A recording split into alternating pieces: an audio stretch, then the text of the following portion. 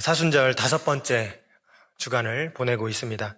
이제 사순절은 부활절을 기준으로 그 앞에 40일을 예수님의 순환과 또 죽으심, 부활을 집중하는 시간입니다. 전통적으로 교회는 이 절기를 지킴으로써 이 성도들에게 신앙 훈련의 기회를 삼도록 했고, 또 성도들은 이 시간을 통해서 경건의 큰 유익을 얻어왔습니다.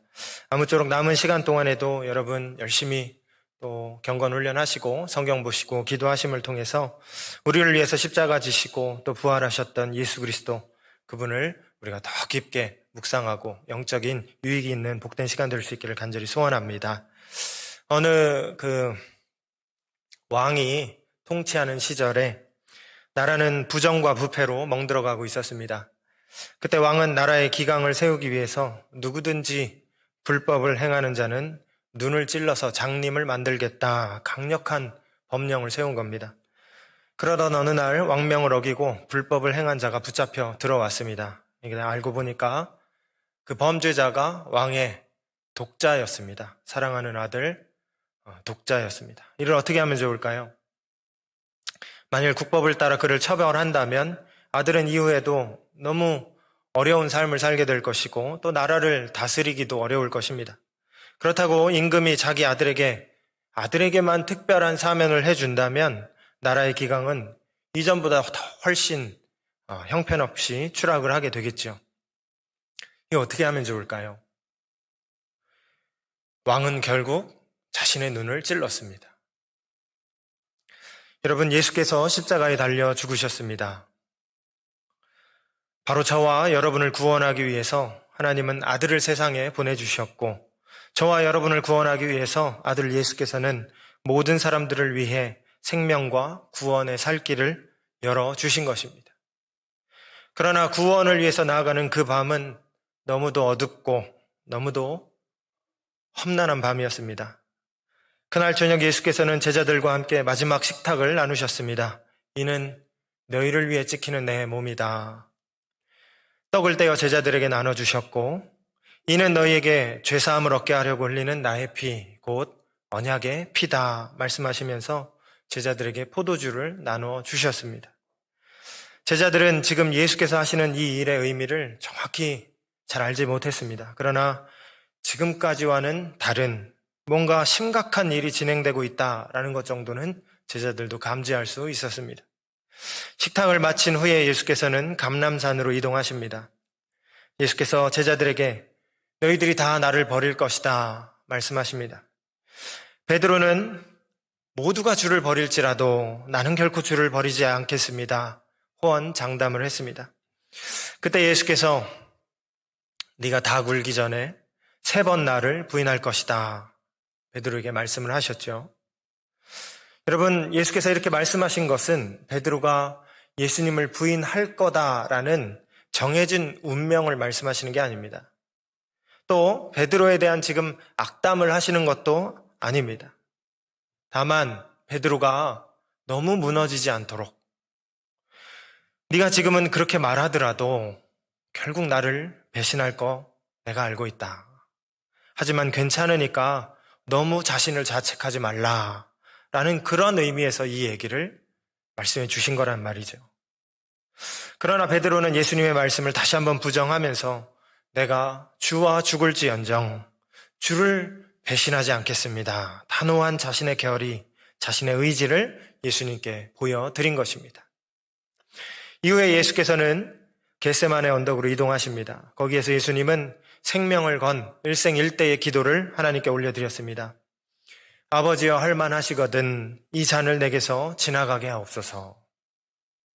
그러나 나의 원대로 마시고 아버지의 원대로 하옵소서. 여러분, 예수님의 기도는 자신의 요구를 하나님께 말씀드려서 그것을 반드시 해달라 관철시키는, 자기의 요구를 관철시키는 그러한 기도가 아니었습니다. 오히려 하나님의 뜻에 자기 자신의 욕구, 생존에 대한 고통을 피하고자 하는 가장 기본적인 욕구와 의지를 꺾어서 하나님께 자신의 의지를, 자신의 기도를 맞추는 그러한 기도였다는 것이죠. 내 뜻대로 마시고 아버지의 뜻대로 하옵소서. 자신을 비우고 자신을 낮추고 자신을 죽이고 내 것이 아닌 오직 하나님 아버지의 뜻이 내 삶 가운데 이루어지기를 원합니다. 그 어려운 기도를 주님은 하나님께 드리셨고 그런 후에 예수께서는 자신의 운명을 받아들이셨던 것입니다. 예수님이 잡히셨습니다. 사람들에게 예배받아 마땅한 하나님의 독생자 예수께서 예배를 올려드려야 하는 그러한 사람들에 의해서 심판대에 서십니다. 가장 낮은 모습으로 백성들을 도와 하나님을 함께 예배해야 할 대제사장 무리들은 하나님이신 예수님을 신문하기 시작을 합니다. 그리고 결정적인 질문, 네가 하나님의 아들 그리스도냐? 이 질문에 대해 예수님은 입을 여십니다. 네가 말하였도다. 결국 하나님의 아들 독생자 예수께서는 죽음이라는 자신의 운명을 받아들이셨고 사람들에 의해 끌려 골고다 언덕 십자가에 달려 죽게 되신 것이죠. 그런데 이 장면을 지켜보던 한 사람이 있었습니다. 모두가 도망갔지만 언제나와 같이 마지막까지 예수님 곁을 지킨 사람은 베드로였습니다. 사람들이 너도 예수와 함께 했던 자가 아니냐라고 베드로를 추궁할 때 그때 베드로는 자기도 모르게 예수님의 제자됨을 부정했습니다. 그럼에도 사람들은 포기하지 않고 아니다. 너는 참으로 그 도당이다. 네 말소리가 너를 표명한다 라고 강력하게 다시 한번 베드로를 추궁할 때 결국 베드로는 나는 정말로 그 사람을 모른다. 호언장담이 무색하게 예수님의 말씀대로 저주하고 맹세하면서 예수님을 부인하고 말았던 것이죠. 그때 예수님의 말씀대로 다구는 소리가 비명소리처럼 밤하늘 창공에 울려 퍼졌습니다. 그리고 예수님의 말씀이 떠오른 베드로는 밖으로 달려나가 심히 통곡했다. 오늘 본문은 그렇게 우리에게 전해주고 있는 것입니다. 여러분, 이 베드로에 대해서 잠깐 생각을 해보려고 합니다. 베드로는 예수님의 대표적인 제자였습니다. 언제 어디서나 예수님이 계신 곳에는 늘 동행했던 제자, 12명의 제자들 가운데서도 가장 가까이서 예수님을 모셨던 사람이 바로 이 베드로였죠. 여러분, 베드로는 예수님을 그리스도로 고백한 첫 번째 제자였습니다. 베드로는 예수님께서 이스라엘을 구원할 구원자시다라고 생각을 했습니다. 그러나 베드로가 생각했던 메시아는 예수님이 생각했던 메시아의 길과 같지는 않았습니다. 베드로가 생각했던 메시아는 이스라엘 나라를 다시금 부국강병으로 이끄는 메시아였습니다. 베드로가 생각한 메시아는 백성들의 먹고 사는 문제를 해결하는 메시아였습니다. 그러나 예수께서 가고자 했던 메시아의 길은 모든 인류가 당면하고 있는 가장 근본적이고 근원적인 문제, 바로 죄와 악의 문제를 해결하는, 그래서 우리에게 사망이 아닌 생명을 주는 그러한 메시아의 길이었다는 것이죠. 그래서 제자들은 슬펐습니다. 누가복음 22장을 보면 예수께서 겟세마네에서 기도를 하고 나오셨을 때에 누가는 제자들의 마음이 슬펐다라는 기록을 함께 남겨두었습니다.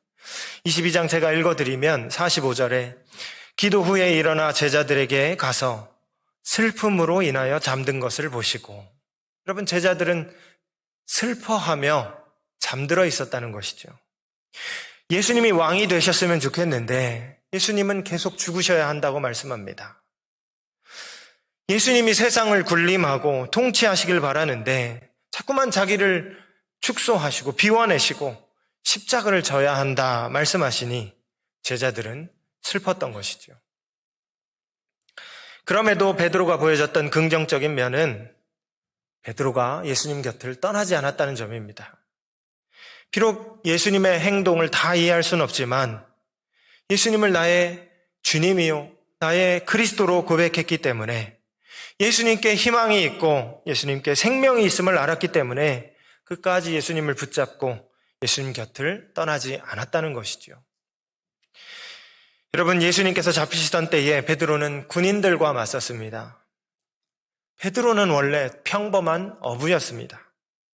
베드로가 제대로 칼 쓰는 법을 배웠을 리가 만무합니다. 그가 가진 칼은 작은 호신용 칼에 불과했을 것입니다. 군인들은 누구였을까요? 로마의 병정들이었을까요?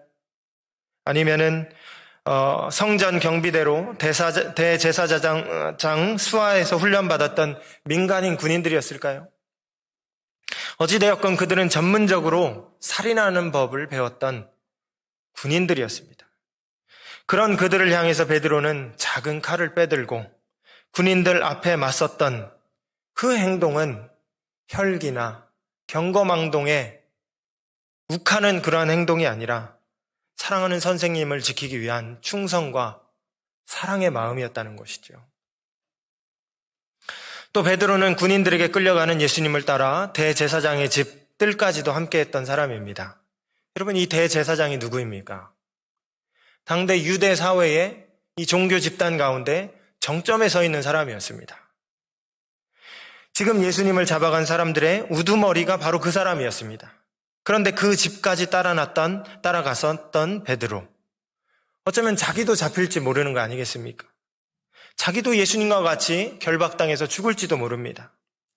그런 위협을 뒤로하고 사랑하는 예수님을 쫓아서 적의 소굴까지도 따라갔던 그의 믿음과 그의 사랑을 우리가 어떻게 쉽게 가볍게 평가할 수 있을까요? 그러고 보니 여러분, 베드로는 예수님을 위해 폭풍우 치는 밤바다로 뛰어들었던 사람이었습니다. 폭풍우 치는 밤, 물결로 인해서 배는 뒤집힐 것 같았고 예수님은 제자들을 위해서 바다 위를 걸어오고 계셨습니다. 제자들은 유령이라고 생각했고 예수님은 내니 두려워하지 말아라 말씀하셨습니다. 그때 여러분, 베드로가 뭐라고 했습니까? 정말로 주님이시면 나를 명해서 물 위를 걸어오라 하소서. 많은 사람들이 이후에 베드로가 물에 빠졌다라는 사실에 주목을 하지만은 여러분, 밤바다를 보셨나요? 폭풍우 치는 밤바다를 한 번이라도 봐봤다면 웬만한 용기를 가지고 거기를 뛰어들을 수 있다. 아무도 그것을 장담하지 못할 것입니다. 그런데 베드로는 예수님임을 알고 예수님께 나아가고자 그 바다로 뛰어들었던 그 행동은 그가 예수님을 진정으로 사랑했기 때문에, 예수님을 지키기 위해서 군인들을 향해 칼을 빼어들었던 베드로는 예수님을 진정으로 사랑했기 때문에, 잡히신 예수님을 따라 대제사장 집 뜰 안까지 들어갔던 베드로는 예수님을 진정으로 사랑했기 때문에 그 모든 행동들을 했었던 것이다. 이 부분을 우리가 간과해서는 안 된다는 것이죠. 시간 우리 자신의 믿음과 사랑을 한번 돌아봅니다. 여러분은 하나님을, 예수님을 사랑하십니까? 예수님을 얼마나 사랑하십니까? 예수님을 어떻게 사랑하고 계십니까? 예수님을 알고 예수님께 구원이 있음을 깨달았고 그 사랑에 감격하여서 이 길에 들어섰지만 나는 요즘 어떻게 예수님을 사랑하고 있습니까? 예수님은 십자가에 달려 자기 목숨을 버리심으로 우리를 사랑하셨는데 나는 이 예수를 요즘 어떻게 섬기고 어떻게 사랑하고 살고 있습니까? 예수님을 향한 우리의 사랑과 우리의 믿음을 점검해 봐야 하는 것입니다. 남은 사순절 기간 동안 예수님을 향한 우리 자신의 믿음과 사랑을 다시 한번 돌아볼 수 있기를 바랍니다. 십자가에서 보여주셨던 예수님의 사랑을 묵상하시고 또 우리 인생 가운데 들어오셨던 그 예수님의 친밀하심, 그때의 그 감격을 다시 한번 떠올려 볼 수 있기를 바랍니다. 주님을 향한 사랑과 믿음을 다시 회복할 수 있는 복된 이 기간 될 수 있기를 소원합니다. 예수님을 그토록 사랑했던 베드로였지만 여러분, 베드로에게도 인간적인 한계가 있었습니다. 결국 그가 예수님 말씀대로 예수님을 부인했지 않습니까? 몇 시간 전까지만 해도, 불과 몇 시간 전까지만 해도 베드로는 내가 주와 죽을지언정 주를 부인하지 않겠습니다. 호언장담을 했던 베드로였습니다. 여러분, 그 각오는 결연했고 그 각오는 진심이었습니다. 그러나 아무리 굳게 마음을 먹었다 할지라도 죽음의 위협 앞에서 베드로도 역시 예수님을 부인할 수밖에 없었고, 그 행동은 여러분, 그의 믿음이 가짜였기 때문에, 그 믿음이 가벼웠기 때문이 아니라 변절자이기 때문이 아니라 그의 인간적인 연약함 때문이었다는 것이죠. 사실 우리도 그렇지 않습니까? 우리도 그렇습니다. 주를 위해 살겠노라. 주를 위해 충성하겠노라. 우리가 처음 예수님을 믿을 때에, 직분 받을 때에 그렇게 진심 어린 고백과 기도를 주님 앞에 올려드렸지만 여러 가지 상황 앞에서 건강에 이상이 있어서, 재정적인 문제가 있어서, 관계적인 문제가 있어서 여러분 그런 상황들이 우리 가운데 벌어질 때에 우리가 주님께 올려드렸던 헌신과 그 기도는 온데간데 없이 사라지고 있다 할지라도 마음 한구석 저 멀리에 치워놓고 하나님을 그렇게 믿고 살아갈 때가 얼마나 많은지 우리 자신도 그렇다라는 것을 우리가 발견하게 된다는 것이지요. 여러분, 베드로가 예수님을 부인했던 것은 이와 같은 인간적인 연약함 때문이었습니다. 인간은 원래 그런 존재인 것입니다. 그가 예수님을 죽기까지 따르겠다 한 말도 진심이었지만 죽음의 위기 앞에서 그럴 수 없었던 것도 인간적인 연약한 그의 부분이었다는 것이죠. 감사한 것은 이런 베드로를 주님이 다 알고 계셨고 그런 한계를 받아주시고 그런 베드로를 꾸짖지 않으셨다라는 점입니다. 여러분, 예수님이 베드로를 꾸짖은 적이 있었나요? 한 번 있으셨습니다. 이제 예수님께서 이 땅에서의 사역을 이제 완수하고 정리하고 마무리해가는 시점에서 이제는 예루살렘에 올라가서 고난을 받고 죽임을 당해야 한다라는 것을 제자들에게 말씀하신 적이 있습니다. 그때 베드로가 예수님께 대하여 항변했다 그랬습니다. 항변했다. 그리고 그러지 마시라고 예수님께 말씀을 드린 적이 있죠. 그때 예수님은 사탄아 물러가라. 너는 나를 넘어지게 하는 자로다. 라고 하시면서 베드로를 꾸짖으셨습니다. 그때에는 베드로를 꾸짖으셨는데 오늘 이 장면에서 너무도 분명한 베드로의 배신 앞에서 어쩌면 베드로의 가장 밑바닥이 그 치부가 드러나는 장면 아니겠습니까? 그러나 그 부분에 대해서 예수님은 베드로에게 아무런 책망도 하지 않으십니다. 오히려 그 장면에서 예수님은 내가 살아난 후에 너희보다 먼저 갈릴리로 갈 테니 거기서 만나자. 되려 베드로의 연약함을 동정하시고 오히려 그를 생각하시는 예수님의 모습을 우리가 이 본문에서 발견하게 된다는 것이죠. 왜 갈릴리였을까요? 왜 갈릴리에서 만나자고 하셨을까요? 여러분, 갈릴리에 의미가 있습니다. 갈릴리는 예수님이 베드로를 처음 만났던 곳이었습니다. 여러분, 갈릴리는 예수님의 주 사역 무대였습니다. 그 말인즉슨 예수님과 제자들의 여러 추억이 겹겹이 쌓여있는 곳이 바로 갈릴리였다는 것이죠. 다시 말해 십자가 죽음을 앞둔 예수께서는 갈릴리에서 만나자라고 하시면서 되려 제자들을 위로하시고 되려 베드로를 위로하시면서 이 말씀을 통해서 그에게 다시금 소망을 주신 그 말씀이라는 것이죠. 죽으신 후 제자들은 갈릴리로 갔습니다. 거기서 제자들은 고기를 잡고 있었습니다. 그런데 그날도 제자들은 아무것도 잡을 수 없었습니다. 그때 예수님이 나타나서 제자들에게 이렇게 말씀하시죠. 얘들아, 고기가 있느냐? 너무나 친근한 말씀 아닙니까? 얘들아. 아무 일이 없었다는 듯이 처음 베드로를 부르셨을 때처럼 그들에게 친밀하게 다가오셨던 예수님. 그물을 배 오른편에 던지라. 그리하면 잡으리라. 이에 던졌더니 물고기가 많아 그물을 들 수 없더라. 그때도 베드로는 바다를 향해 뛰어들었습니다. 요한이 저기 서 계신 분이 주님이시라 라고 말했을 때에 베드로는 두 번 생각하지도 않고 자기의 몸을 바다로 던져버렸습니다.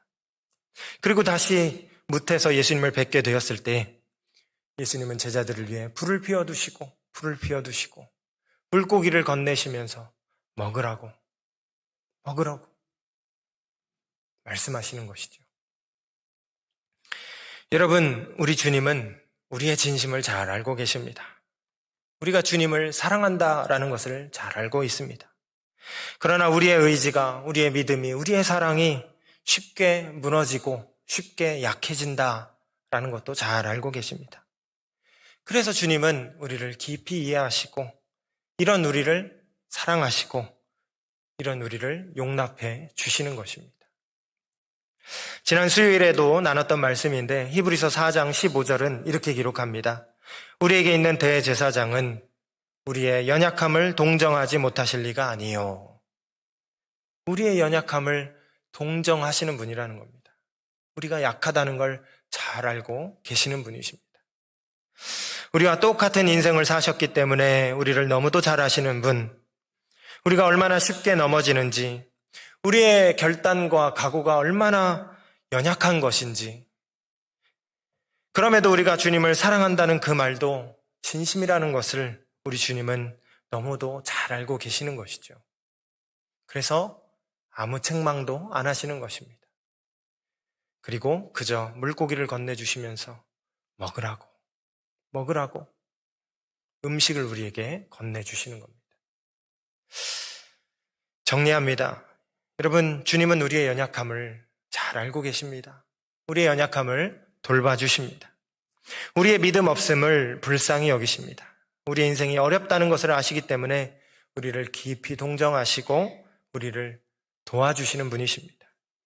무엇보다 죄와 사망의 권세에 억눌려 자신이 죽어 있다라는 것조차도 인식할 수 없는 우리를 구하시기 위해서 주님은 죽음의 자리에 나아가셨습니다. 예수께서 오시기 600년 전 오실 메시아를 예언해 놨던 이사야는 오실 메시아가 이런 길을 갈 것이다 라는 것을 알고 이렇게 기록을 해 두었습니다. 우리 자막을 보시고 제가 한번 읽어드리겠습니다. 그는 실로 우리의 질고를 지고 우리의 슬픔을 당하였거늘 우리는 생각하기를 그는 징벌을 받아 하나님께 맞으며 고난을 당한다 하였노라. 그가 찔림은 우리의 허물 때문이요 그가 상함은 우리의 죄악 때문이라. 그가 징계를 받음으로 우리는 평화를 누리고 그가 채찍에 맞음으로 우리는 나음을 받았도다. 우리는 다 양 같아서 그릇 행하여 각기 제 길로 갔거늘 여호와께서는 우리 모두의 죄악을 그에게 담당시키셨도다. 우리를 사랑하시는 분, 우리의 연약함을 깊이 동정하시는 분, 우리의 연약함을 담당하기 위해 십자가를 지신 분, 그분을 기억합니다. 그분의 사랑을 기억합니다. 우리를 위해 십자가를 향해 나가신 그분의 사랑을 기억할 수 있길 바랍니다. 한 주간도 이 사랑과 은혜를 깊이 묵상하며 믿음으로 승리하는 저와 여러분 될 수 있기를 간절히 소원합니다. 기도하겠습니다.